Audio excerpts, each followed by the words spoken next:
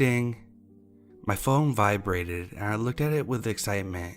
A new message from Peter. As I read it, I could feel my cheeks getting red. Would you like to meet up on Tuesday? I made a little dance and replied immediately. I had been waiting for him to ask me out since we started chatting. I knew I could have just asked, but I was too shy. It was just fortunate for me that he had the guts to ask me out. Yeah, I'd love to, I wrote back. We wrote each other back and forth about where we wanted to meet and what we should do. We agreed to grab coffee and maybe have dinner if we hit it off. I called my best friend Sarah and told her all about my new date. I'm so excited, Sarah. I can't wait to meet him. I told her over the phone. She seemed a lot more skeptical than me. How long have you guys been writing together? Do you know anything about him? What if he's not who he says he is? I know you're concerned that he's a crazy person, but it was also you who told me to meet someone after I broke up with Brian. So come on, I'm only doing what you told me. Besides, it's so cliche to murder someone you meet online. Yeah, I know what I said, but I didn't mean meet someone online. I offered multiple times to go out on the weekends, but he never took me up on my offer. I promise to text you when I meet him and give you updates so you know that I'm alive. I chuckled. Fine, just remember to take care of yourself and don't do anything you're not comfortable with. We said our goodbyes and the rest of the day I spent fussing over what to wear on the date and read our old messages so I could remember what his favorite band was, his favorite movie, and how much I told him about myself.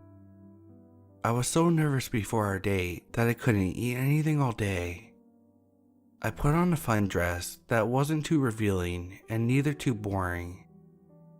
Half an hour before we were supposed to meet, I walked down to the park and started waiting for him.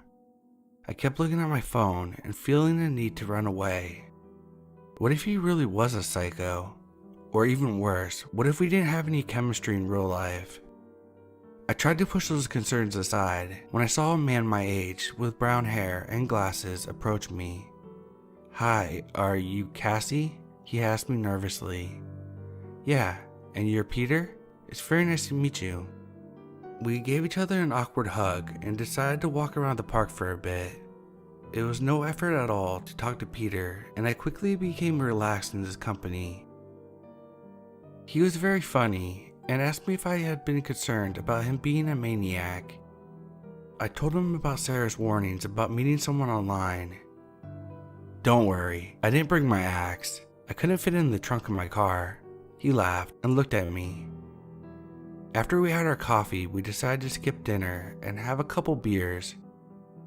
Peter quickly became drunk and talked nonsense, and I laughingly pointed out how he's the worst lightweight I had ever seen. I swear, I normally don't get this drunk off of one beer. I guess it's because it's been a long day. You know, I look forward to meeting you, so work felt like an eternity.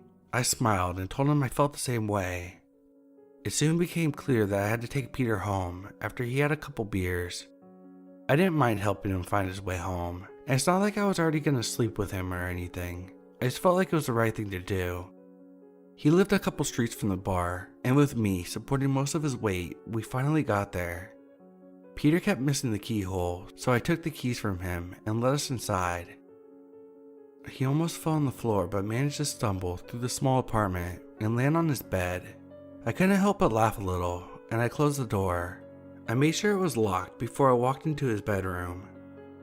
Peter had trouble keeping his eyes open, but I was sure that he saw me pull out the rope and the butterfly knife from my big purse. His eyes almost disappeared under his hair as he saw me get ready for business.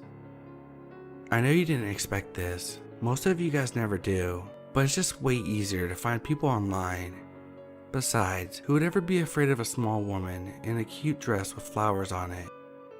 Now you've learned that you probably should have been, but it's way too late for that. I smiled at him with my pearly white teeth as he tried to scream through his sedated state. I couldn't help but laugh at his patheticness and got to work.